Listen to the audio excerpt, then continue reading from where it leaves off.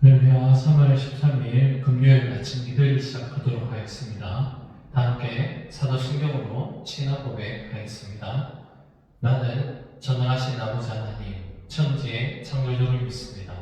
나는 그의 유일하신 아들, 우리 주 예수 그리스도를 믿습니다. 그는 성령으로 잉태되어 동정녀 마리아에게서 나시고 본디오 빌라도에게 고난을 받아 십자가에 못 박혀 죽으시고 장사된 지 사흘 만에 죽은 자 가운데서 다시 살아나셨으며 하늘에 오르시어 전능하신 아버지 하나님 우편에 앉아 계시다가 거기로부터 살아있는 자와 죽은 자를 심판하러 오십니다.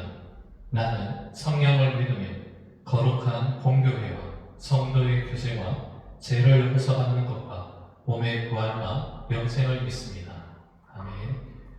오늘 우리에게 주신 하나님 말씀은 요한복음 12장 20절에서 33절 말씀 가운데 23절에서 26절 말씀을 함께 나누겠습니다.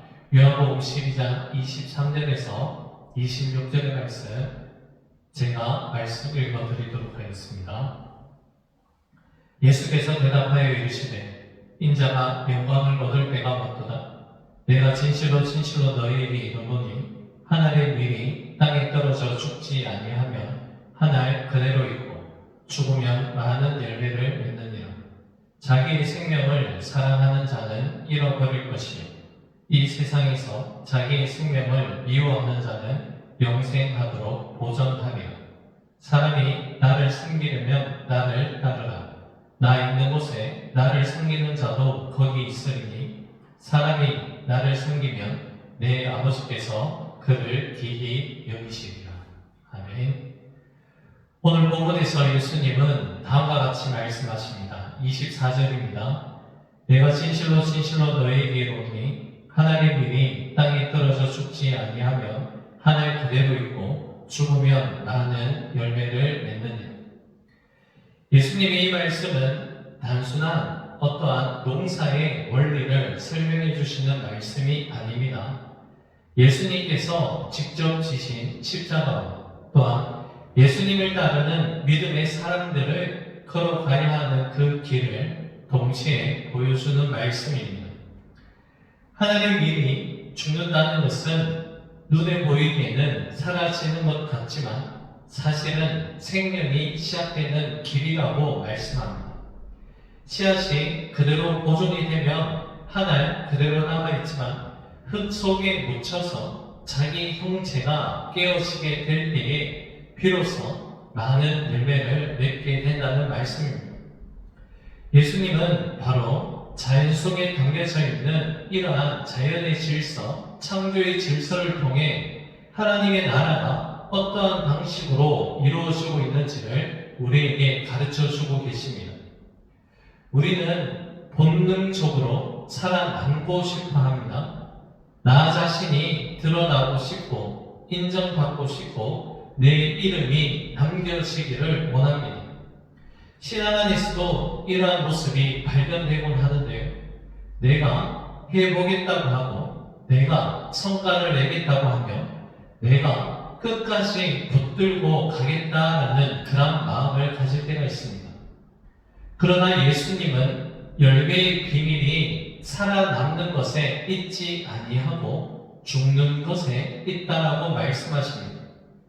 그리고 많은 미랄이 필요한 것이 아니라고 또한 말씀하시는데 땅에 떨어져 죽을 수 있는 한 알의 미랄이 필요하다라고 말씀하십니다. 그대로 보존된 미랄은 안전해 보일지 몰라도 결국에는 열매를 맺지 못하고 혼자 남게 됩니다. 반대로 자신을 감추고 흙 속에 묻힌 미랄은 썩어 없어지겠지만 바로 거기에서부터 생명의 역사가 시작이 되는 것이죠. 땅에 떨어진다는 것은 자체를 감추는 것입니다. 또한 사람들의 시선에서 사라지는 것이죠. 자기 주장, 자랑, 그리고 자기의 열심, 자기의 의가 흙 속에 묻히게 되는 것입니다. 그리고 죽는다는 것은 단순히 고난을 당한다 그런 뜻만은 아닙니다. 바로 내 중심성이 깨어지고 내 뜻보다 하나님의 뜻이 앞서는 자리로 들어가는 것이 바로 죽는다라는 그런 표현입니다.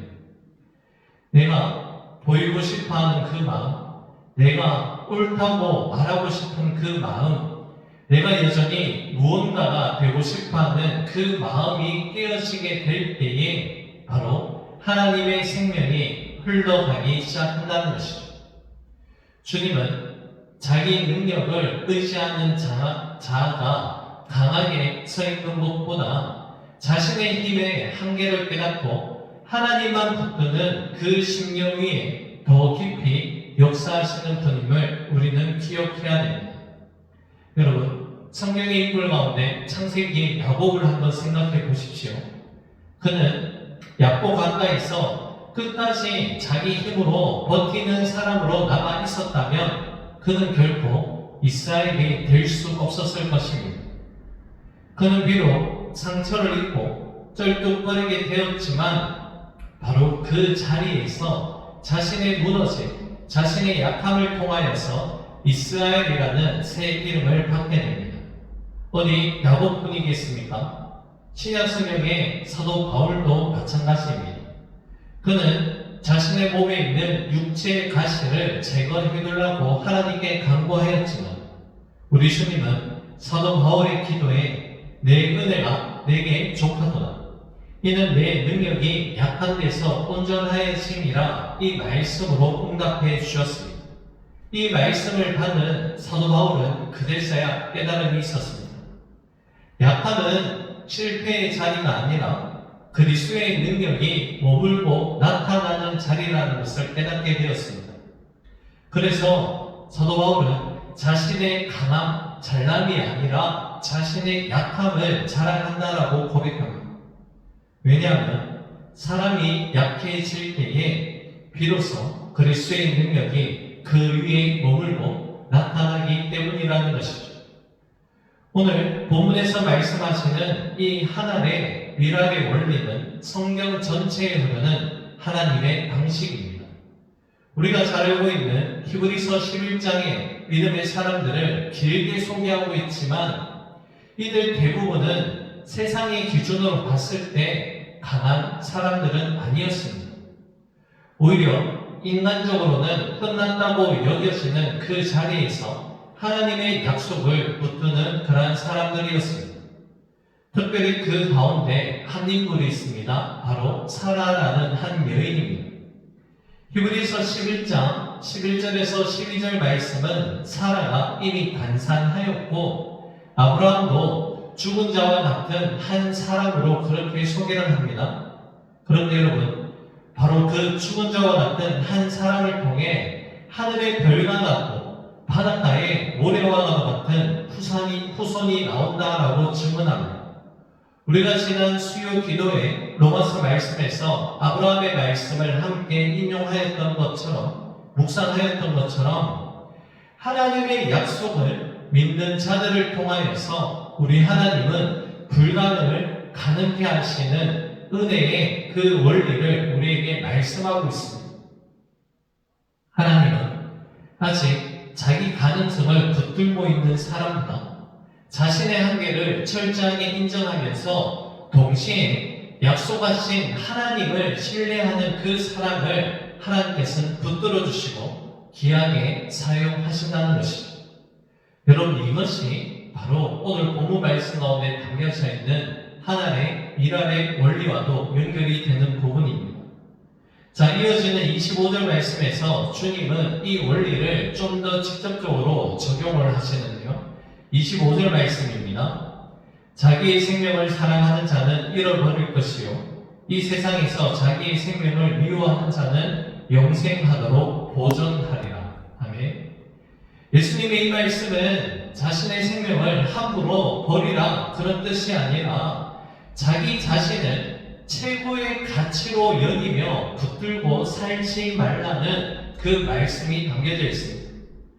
나 자신의 안락함, 자존심, 성공, 내 계획을 끝까지 붙들면 결국에 참 생명을 놓치게 된다는 것입니다. 그러나 반대로 예수님 때문에, 복음 때문에 자기 자신을 내려놓는 사람은 오히려 영원한 생명 안으로 들어가고 영원한 생명 안에서 보존된다는 약속의 말씀입니다. 오늘을 살아가고 있는 이 세상은 우리에게도 움켜쥐라고 그렇게 말하지만 우리 주님은 우리에게 여전히 그 움켜쥔 것을 주님께 내려놓고 맡겨놓으라고 말씀하고 계십니다. 세상은 어떠한 수단과 방법을 동원해서라도 살아남아야 된다라고 말하고 있지만 우리 주님은 날마다 우리가 죽어야 한다라고 말씀하십니다. 바로 이러한 주님의 가르침이 복음의 역설이며 십자가의 길, 그리스도의 길입니다. 자, 예수님은 26절 말씀에서 지금까지 이 모든 말씀이 결코 추상적인 교훈이 아니라는 것을 우리에게 전하고 계시는데요. 26절 말씀입니다. 사람이 나를 섬기려면 나를 따르라. 나 있는 곳에 나를 섬기는 자도 거기 있으리니 사람이 나를 섬기면 내 아버지께서 그를 귀히 여기십니다. 아멘. 사람이 나를 섬기려면 나를 따르라. 예수님의 이 말씀은 하나님의 미랄이 되는 그 길이 바로 예수님의 길이며 동시에 예수님을 따르는 자들이 반드시 걸어가야 하는 길이라는 것을 말씀합니다. 여러분, 주님을 섬긴다고 하면서 자기 길을 끝까지 고집해서는 안 됩니다. 주님을 따른다는 것은 예수님의 성품을 닮아가는 것이며 예수님이 먼저 걸어가신 자기 부인의 길, 십자가의 길을 우리 예수님과 함께 걸어가는 길입니다. 예수님은 십자가만 말씀하지 않습니다. 나 있는 곳에 나를 섬기는 자도 거기 있으며 나를 섬기면 아버지께서 그를 귀히 여기신다라고 그렇게 말씀하십니다. 세상은 땅에 떨어져 죽은 하나님의 미랄을 잊어버릴지 몰라도 하나님 아버지는 그 하나님의 미랄을 귀하게 여기십니다. 사람의 박수보다 하나님의 인정이 더 크고 땅의 이름보다 하나님의 영광이 더 귀한 것이죠. 사랑하는 여러분, 오늘 교회 안에는 미랄의 모양은 있으나 여전히 그대로 살아있는 신앙의 모습이 참 많은 것 같습니다. 주님께 예배는 드리지만 삶은 여전히 자기 중심적이고 신앙의 언어는 입으로 말하고 있지만 실제 생활은 철저하게 세상의 언어에 지배를 받으면서 하나님과 상관없이 살아가는 우리의 연약함을 발견하게 됩니다. 그러한 모습은 겉으로는 멀쩡해 보여도 죽지 않고 여전히 나 혼자 살아보겠다는 하늘 그대로 있는 여전히 미련하고 교만한 미랄일 수밖에 없습니다. 우리 주님은 저와 여러분들을 무늬만 있는 그리스도인으로 하늘 미랄 그대로 있는 그 모습으로 저와 여러분들을 부르지 않았습니다.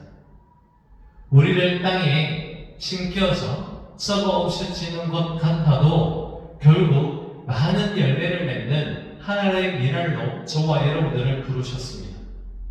그러므로 우리는 오늘 우리 주님께 이러한 기도를 올려드려야 할 줄 압니다. 주님, 나를 드러내려고 하는 나의 마음을, 교만한 마음을 죽여주옵소서.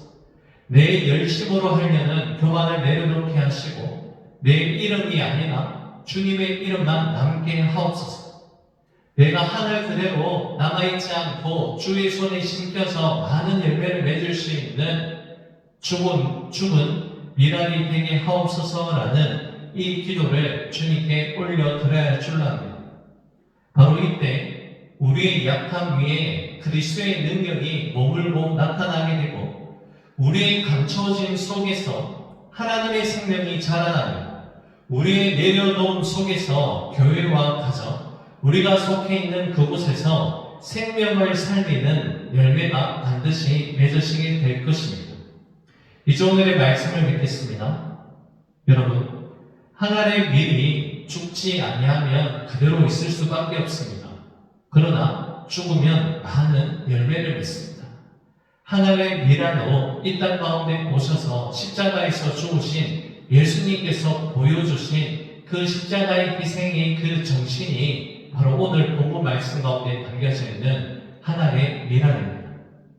이것이 바로 예수님이 걸어가신 길이었고 예수님을 믿고 따르는 예수님의 제자들 우리들이 걸어가야 하는 길이며 오늘 우리를 향한 하나님의 부르심이라는 사실을 기억할 수 있는 저와 여러분 우리 모두가 되어서 하나님의 미랄이 되어 땅에 떨어져 죽게 될 때에 우리를 통해서 이루어가시는 하나님의 생명의 열매를 기대할 수 있는 우리 모두가 될 수 있기를 주님의 이름으로 간절히 축복합니다. 기도하겠습니다. 고맙고 감사하신 사랑의 주님, 하나님의 미랄로 우리를 불러주신 우리의 부르심을, 주님의 부르심을 기억할 수 있는 우리 모두가 될 수 있도록 은혜를 다하여 주옵소서. 예수님이 먼저 하늘의 미랄이 되어 주셔서 이 땅 가운데 떨어져 죽으심으로 말미암아 많은 생명의 열매를 맺어 주신 것처럼 우리가 처해 있는 가정과 그리고 교회와 사회 가운데서 내가 먼저 하늘의 미랄이 되어 땅에 떨어져 죽을 수 있는 헌신과 순종의 모습이 있을 수 있도록 역사하여 주시옵소서. 모든 것 주님께 감사드리며 예수님 이름으로 기도 올려드립니다. 아멘. 하늘에 계신 우리 아버지의 이름을 거룩하게 하시며 아버지의 나라가 오게 하시며 아버지의 뜻이 하늘에서와 같이 땅에서 이루어지게 하소서. 오늘 우리에게 일용할 양식을 주시고 우리가 우리에게 잘못한 사람을 용서하여 준 것 같이 우리 죄를 용서하여 주시고 우리를 시험에 빠지지 않게 하시고 악에서 구하소서. 나라와 권능과 영광이 영원히 아버지의 것입니다.